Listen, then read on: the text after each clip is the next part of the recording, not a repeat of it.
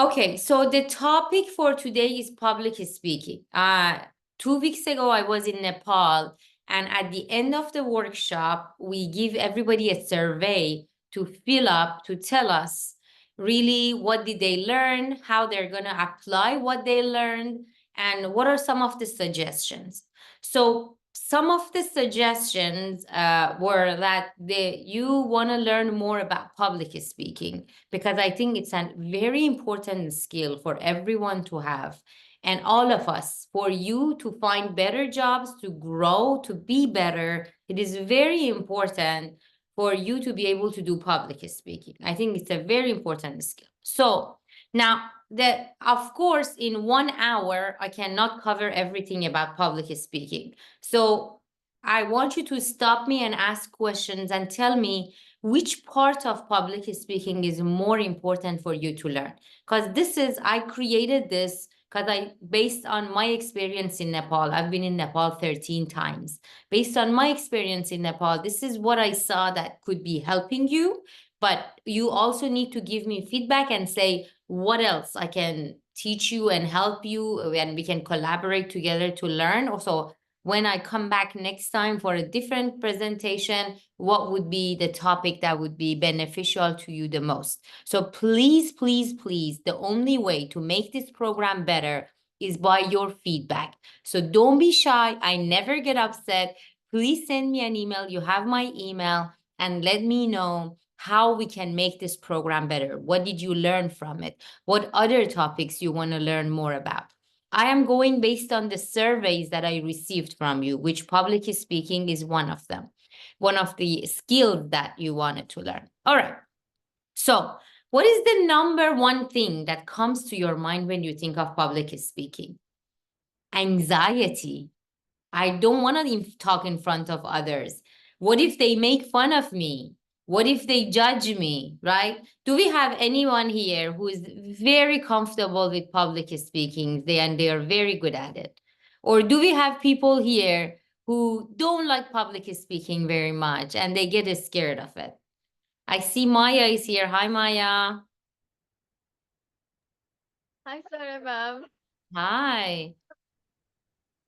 Maya is one of the graduates of the program. Actually, she was presenting in Kathmandu and like Bhaktapur, for if you've been there.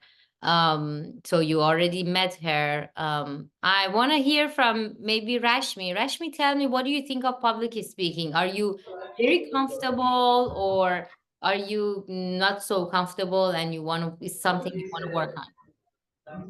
uh, I have many things to work on. It's not that I'm uncomfortable, just what is the topic that matters to me. If I'm comfortable with the topic and I have knowledge about that, then I don't feel that anxious. But if I'm new to that topic, then I'm gonna shiver Mhm. at the Exactly. moment.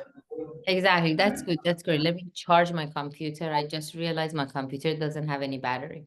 Okay, good, good, good, good. So if you have knowledge, you feel more confident, so it's easier for you. But if you don't have the knowledge, then you feel nervous. Okay, great, great.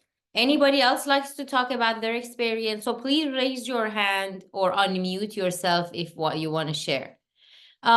So the few techniques that I have here is that I use when I want to go on a stage and I want to speak, is like deep breathing exercises, really breathing deeply with my stomach, and doing some exercise. I do some kind of jumping jacks and exercising. I want to kind of be more present in the moment rather than just thinking in my mind, oh my God, what if I make a mistake? What if I forget? What if somebody asks me a question that I don't know? Like, rather than thinking about all of that, I focus on, okay, let's just come back here, focus. I've done this speech before. I've practiced before. I've done a lot of it. So I can do it. So I just want everyone, all of you, from next time that you're doing a presentation, take a deep breath and look at the positive side of it. I've done this before, or I've practiced enough. So what's important now is that, have you practiced? A lot of us, we're like, okay, well, I'll just go there and just say whatever comes to my mind. It's very important to practice. I mean, it is nerve-wracking, but at the same time, it's very important for you to stand in front of the mirror and practice what you're going to be talking to your audience. And stop thinking about, oh, what if they ask me something that I don't know? What if I forget something? That's okay. That's okay if you forget something. That's totally fine. Either it comes to your mind or not. The only way to fix this is by practice. Okay. So then now that we talked about anxiety, what the next most important thing is like how we get over anxiety. We talked about some practices, but really positive self-talk, visualization, and practice is the only way we can work on ourselves. Positive self-talk is very beneficial and very important. And I think you, through positive self-talk, you can accomplish so much. You're all younger people, students about to graduate. It is self-confidence is a big topic. And I want you to, whenever there is a moment of doubt, just do positive self-talk with yourself. Just tell yourself how much you trust yourself, how much you know, how much you studied, how much you practiced, some physical activity, and or hang out with the people that you trust the most and ask them to remind you how amazing you are. So I really recommend people to go in front of the mirror and say, I am confident, I am smart, I am great, I have practiced, I know this. Because a lot of times we don't talk with ourselves positively. We usually say, oh my God, I'm not good, I am gonna make a mistake. You know, we focus on the negative. All right, so I want everyone to focus on the positive. Maya, do you want to share your experience on positive self-talk and how do you use positive self-talk to help yourself when you're presenting in front of others? Or how do you do positive self-talk at home when you're not in a good mood and you need some positive self-talk? Thank you, Sarah, ma'am.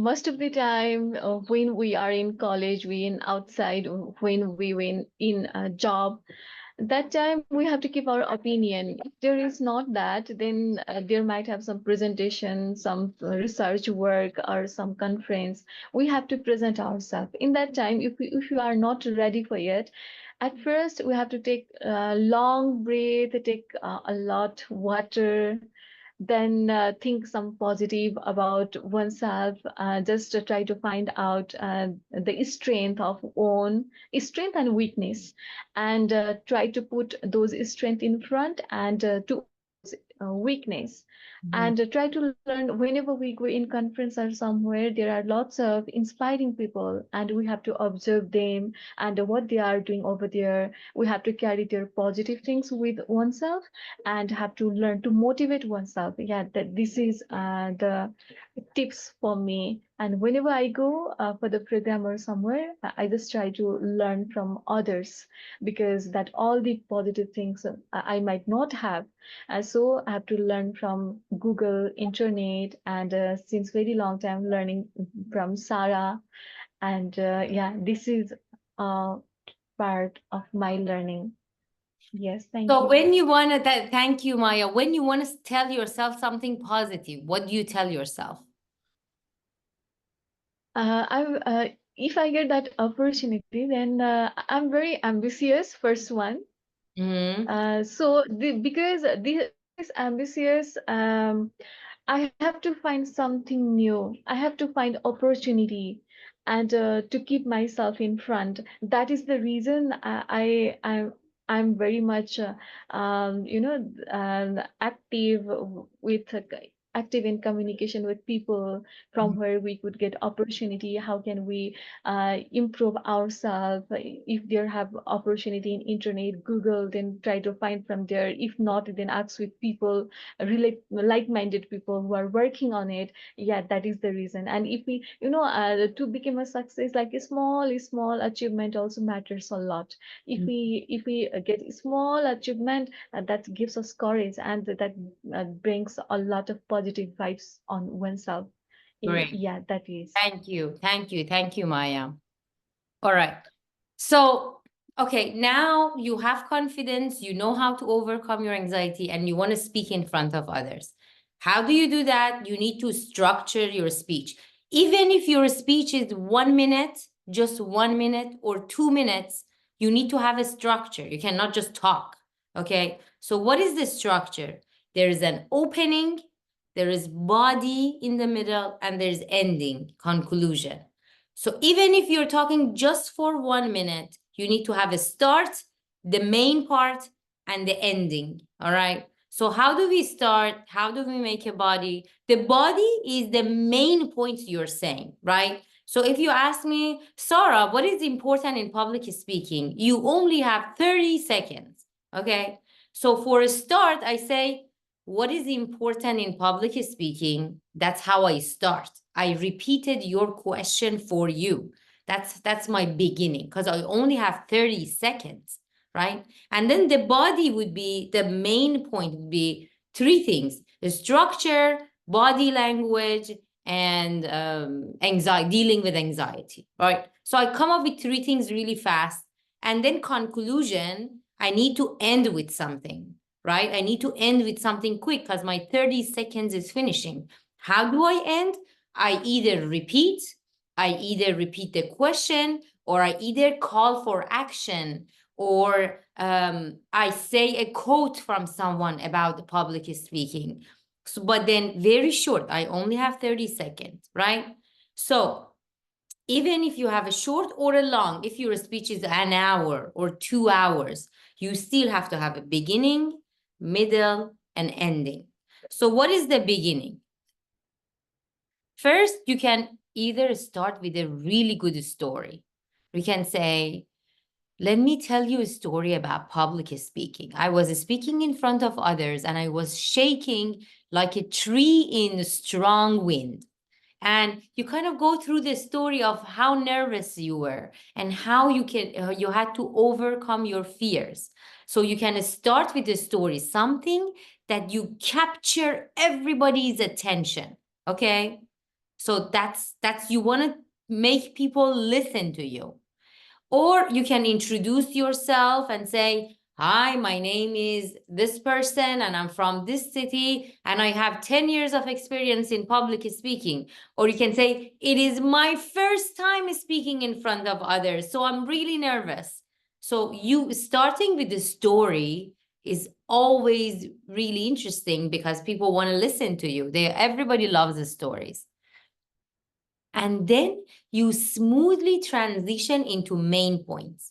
You come up with three important points that you want to cover, okay? So let's say we are talking about the importance of women's empowerment. And in your speech, there are 3 points that you want to talk about. You want to talk about financial empowerment, political empowerment, psychological empowerment.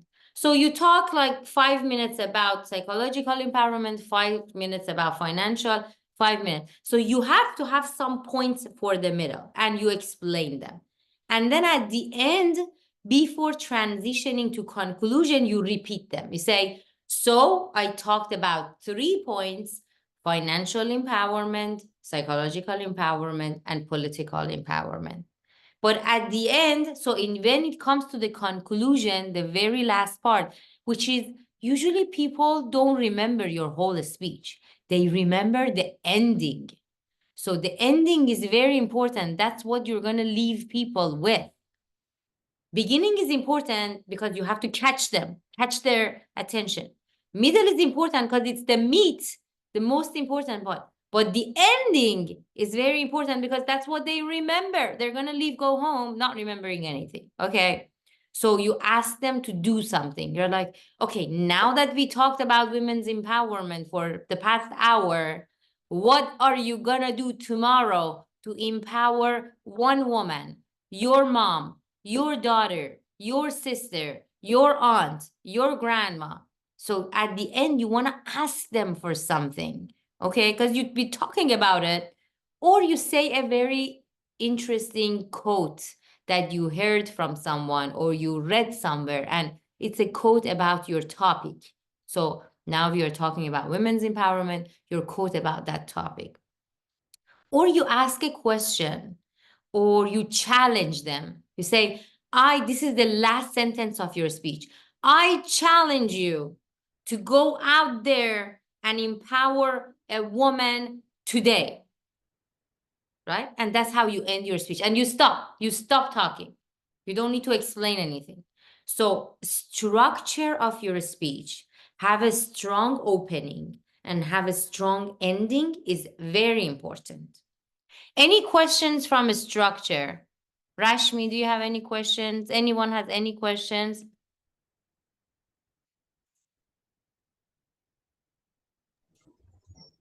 Actually, if we are gonna structure this, then mm, when there is a minimum time, as you said, even in that short period of time, we can make this all come out Yeah, so perfectly or let's say not. they give you 30 seconds, okay? So you ask me, tell me what's important in women's empowerment. You have only 30 seconds. This is how I do my 30 seconds. The three things that are important in women's empowerment, I only have 30 seconds, so I cannot tell you catch a story that catches you. But if I have 5 minutes, I can tell you a story. If you give me 5 minutes, I say, let me tell you a story. I grew up watching my mom never achieving her full potential. I grew up watching my mom never doing the things that she really wanted to in her life. So me as her daughter, it's very important for me to empower women. And there are three things that are important for me in women's empowerment: financial development, financial empowerment, psychological, and political. Political, because women have to be leaders. They have to be in the society, politically active. Financial, because they have to have money. If they don't have money, how they would do that?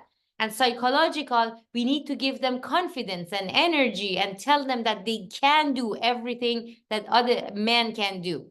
So basically, I'm minimizing it. But if I have more time, I'll just go into more details, more stories, right? And then I finish with, I'm going to challenge you to go out there in the world and empower one woman. So this is the shortest, the fastest. But if I have more time, I'll go details. Let me tell you a story. And I explain, my mom came to me one day and she was very upset. And she said she always wanted to become a doctor, but she never did because she was taking. So kind of I can make it longer. But even if you have 30 seconds, you have to have opening and ending. Does that make sense, Rashmi? Yes. Okay. Any other questions? No? Everyone is good? Okay. Meena. Which Meena is this? Hello, ma'am. Namaste. Oh, hi, Meena. How Namaste. are you? So good to see you. I wasn't sure. Sorry, I'm Meena. late because that I have some stuff to do, so that No. I'm late. So good to have you. I'm so happy to see you. Thank you for being here. Good. Very interesting that this presentation. This I just joined this program. Good. Thank you for joining. Yeah, we are. I was reading all the surveys that I received after Kathmandu and Bhaktapur, and a lot of people wanted to learn about Yeah. public speaking. So I decided to have this meeting today for public speaking and focus on that. Yeah, they're very interesting that I just listened to you. Good. Listening to you. I'm glad it is interesting to Yeah. you. So, and I have my voice back, because last time you saw me, I didn't have a voice and I couldn't talk comfortably. So it took me 10 days to get my voice back. Okay. So, yeah. Yeah. So, all right. So let me move on with the rest of this. Thank you for being here. All right. So now you have your speech, you structured your speech. So we can talk later on more and more about how to really structure your speech. Or if you have a speech that it is structured and you want to change the structure, you can always send it to me and I can help you with the structure. Or if you use ChatGPT, you can always ask ChatGPT, can you help me structure this speech? I want to talk about women's empowerment. What would be the good introduction? What would be the good 3 points to talk about? What would be the good conclusion? And then ChatGPT will help you. And then if you don't like the example that it is giving you, you can say, I don't like this example. Give me a different example that it is more aligned with the culture of Nepal, and I can use it at my university. So then ChatGPT changes the example for university level people, for Nepal culture. So you need to, if you are using ChatGPT, you really need to use it and talk to it like you're talking to a human. Let me just open this window because it's really dark in here. And in few minutes, you're not going to be able to see me. Okay, so, all right. So now we have our speech and we have a structure. Now how do we say what we need to say? So your choice of words are very important, right? A lot of times people are not very clear what they want to say. If they are not accurate what they want to say, they are not describing it good enough. So they just say something, but it is not clear for everyone. Maybe few people in the room might understand, but it is not available for everyone, right? We don't want to use complicated, sophisticated words. Okay. I never like to pretend that I know a lot of complicated. So if you are a really good speaker, you only using very simple words, because that's how people can benefit and everybody can understand. If half of the room doesn't understand you, what is the benefit? Okay. So we're not speaking for only half of the room. You're speaking for the whole room. So being very clear, accurate, descriptive with short, simple words is very important. That's how you can influence people. Now, when you use simple words, what is the benefit? Is that people will remember it.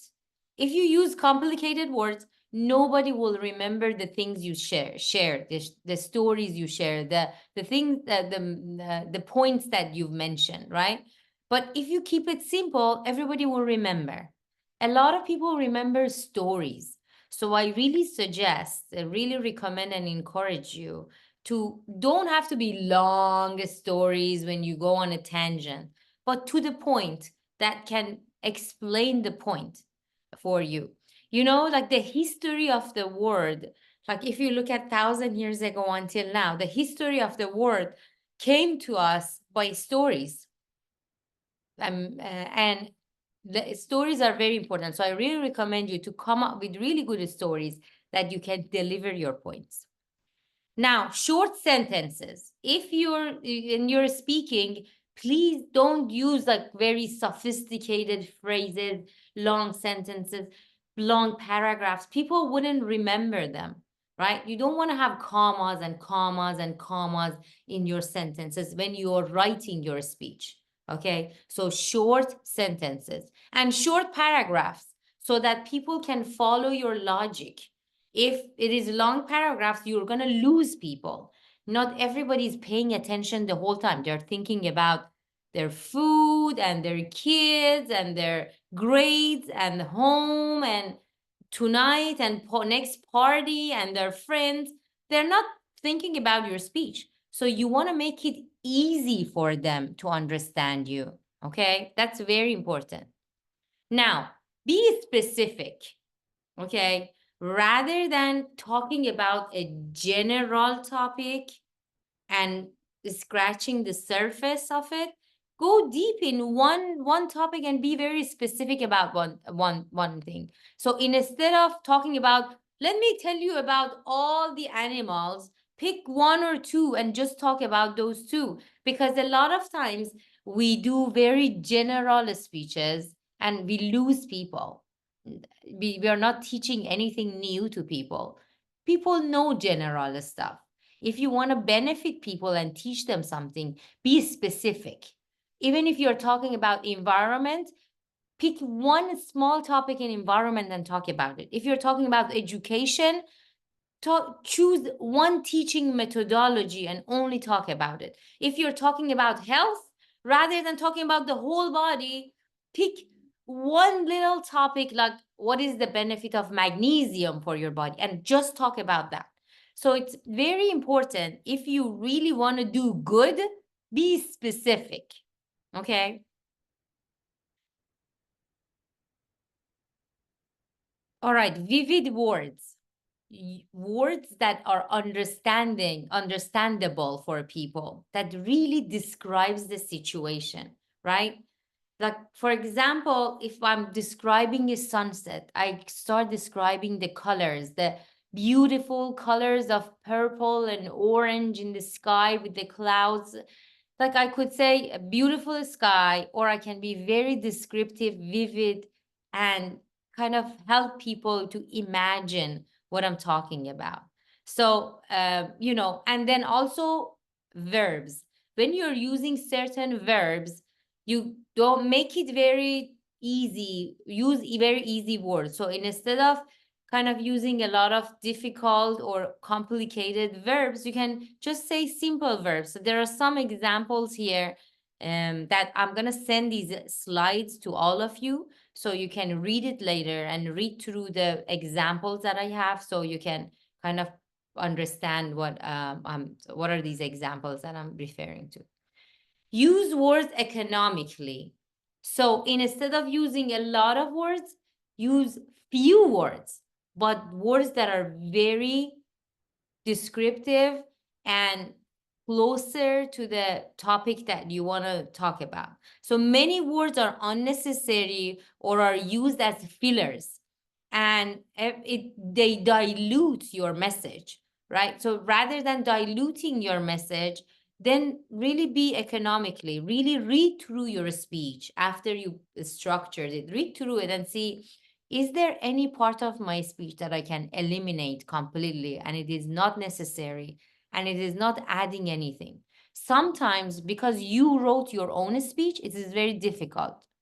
So you need to read it for your friends, for your mom, for your neighbor, uncle, aunt, whoever is around you, brother, dad.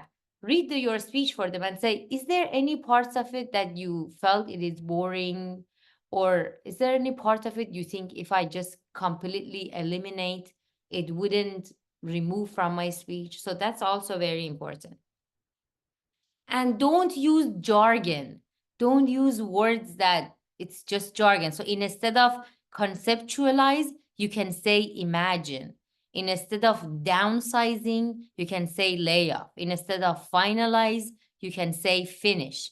Instead of implement, you can say begin, use. Instead of infrastructure, you can say framework. So there are a lot of examples here. Some of us, sometimes I see it here in the United States a lot. I don't know how much you see it in Nepal. It's so much jargon that it is not necessary. There are simpler words that we can use. I want to stop here and give you a second. Any questions, any comments that anyone else wants to say something about this? Any questions, comments, concerns, feedback at this point?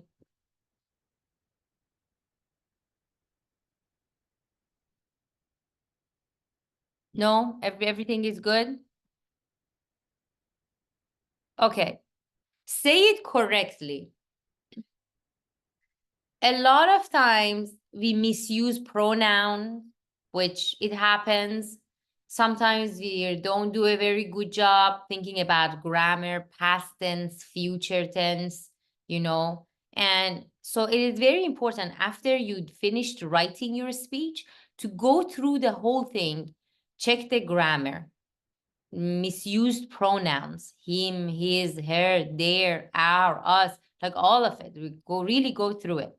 The good thing is now we have ChatGPT. So after you're done writing your speech, you can give it to ChatGPT and ask for ChatGPT to correct it for you or rephrase it for you. So there are, you know, or come up with a different example. different way of saying the same sentence. So I want to encourage everybody here to use ChatGPT as much as you can to correct your writing. And when ChatGPT corrected your speech, read it again, and compare it with your original and see what you can learn from ChatGPT. ChatGPT does a very good job writing the speech, but you probably had your original speech. Compare these two and see what you can learn from ChatGPT. Don't just give things to ChatGPT to make it fast and easy. Learn from it. We are human. You're supposed to learn things, right? We're not supposed to. I mean, it's when you're busy, I understand you want to do things fast. But later, when you have time, go and see what you learned from it. Okay? Now, the next topic in speaking and public speaking is how you use your body. Okay? So when I was in Kathmandu, we had a little very short session on communication skills where we talked about the stance and movement and gestures and facial expressions and eye contact. Maya, you raised your hand. What do you like to say? Just now, Sarah ma'am, you said that using ChatGPT is very useful. Yes, I also use sometime. But you know, if there is somewhere application, if we are applying in somewhere in that time, if we try to get help from ChatGPT, it means like AI tracking, system tracking. That means we cannot put those answers to in that Yes. application's answer. If we keep there, then there have a AI tracking system. So how can we overcome in that? So you ask ChatGPT your question and you see the answer, but don't copy that. Get ideas from ChatGPT. Get ideas and then write it yourself. Like Oh, yeah. ChatGPT will help Okay. you with wording, help you with sentences, give you some new ideas. Use that to write your speech. And then after you did answer the question or write your speech, give that again to ChatGPT and ask ChatGPT to correct that, the new version. And then again, don't copy that. Get ideas and make your work even better. And as much as you have time, you can keep doing this, repeat it and repeat, keep using ChatGPT until you have better results or you're happy or you don't have time anymore to do it. But if you keep doing it, your work would be better and better and better and better, depending on how much time you want to spend on it.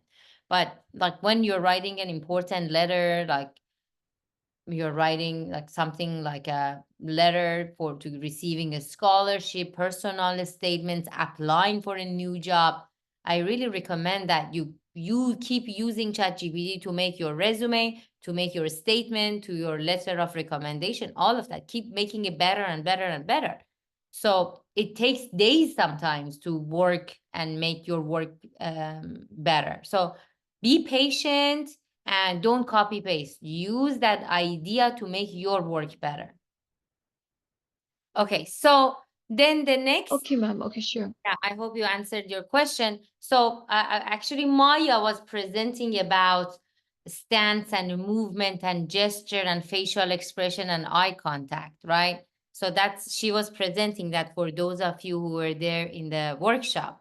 So number one is the stance. You guys remember, like if I'm standing here and speaking with you, if I'm slouching or looking down, or you are seeing only half of my face or just my eyes, or this other half of my face, it's it's not very interesting. You'll be annoyed. You have a hard time listening to me, because like, why Sarah is not in the center of the page, why she's slouching, why she's looking down. You want me to sit straight, show my hand, look into the camera, so like good lighting and all that, right? So this is very important.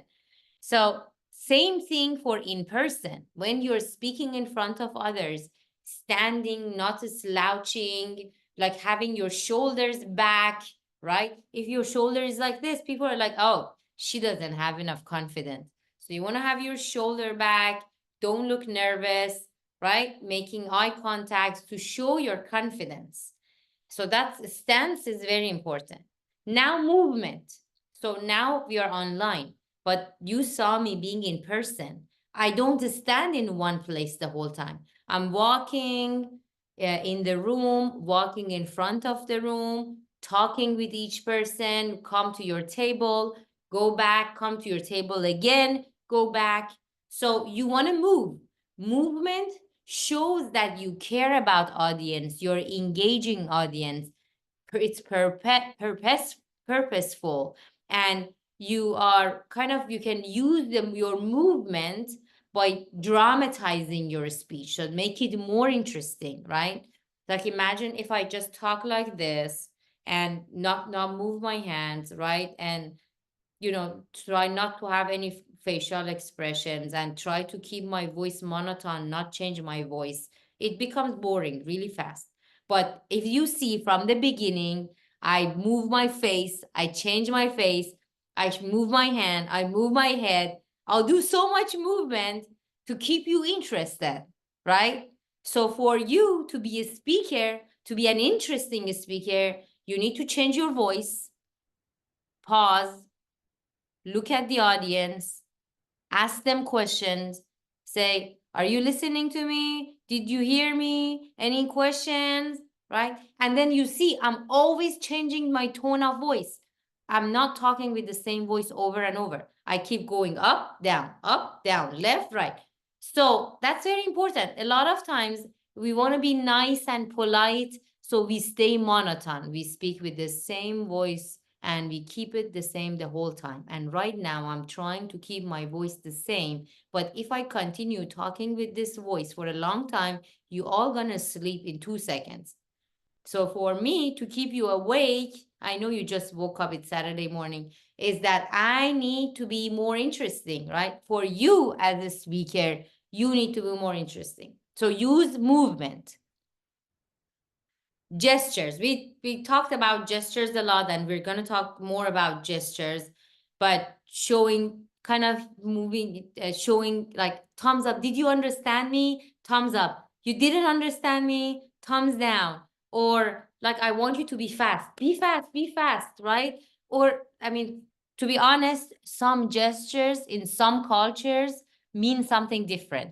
So be careful. If you're speaking in a different country, make sure you check with something local, someone local, what these gestures mean. You cannot just do thumbs up and thumbs down and like, oh, in the whole world, thumbs down is good, thumbs down is bad. No, it's different. So you need to check with somebody if you're speaking in a different culture, okay?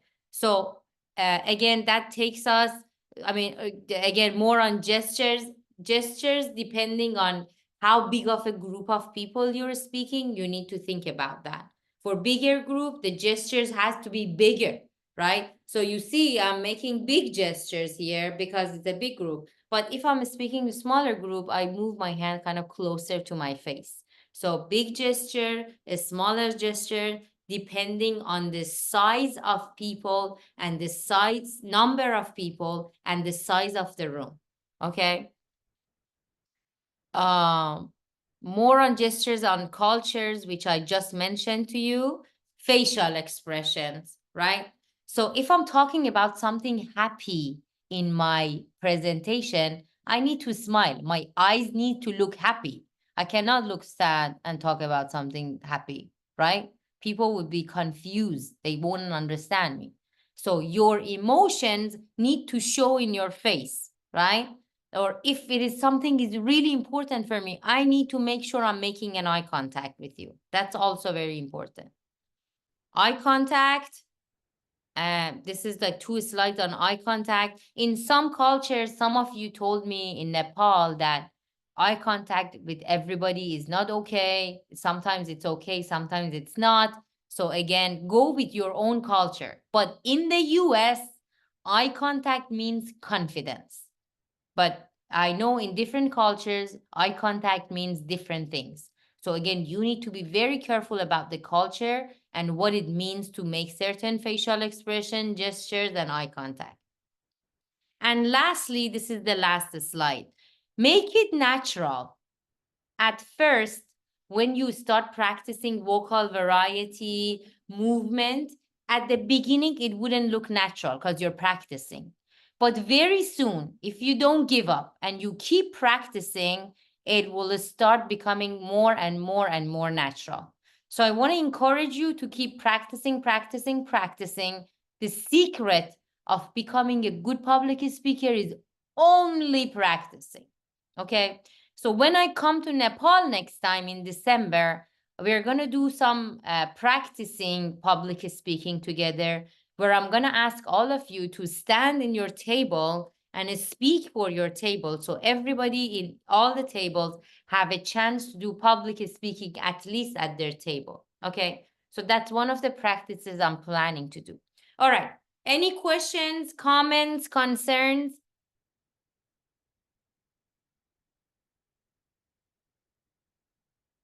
Yes, no, maybe. All right. From my side is actually you did practice your own technique while making us study this. At last, you said in the conclusion, practice more, and all of the body part was covered in that topic, and you concluded it with that. So I was really observing that how you started and ended this. Great, great. Yes, exactly. I practiced a lot. So I kind of right now, I don't even think about it. It just happens. I don't even think about, oh, at the end, what should I say? It just happens. So same for you. When you practice a lot, it just happens because you practice so much, right? So at the beginning, it feels like, oh my God, I'm thinking about what I'm going to say. And then it happens. English is not my first language. So I don't like, sometimes I'm thinking in my own language.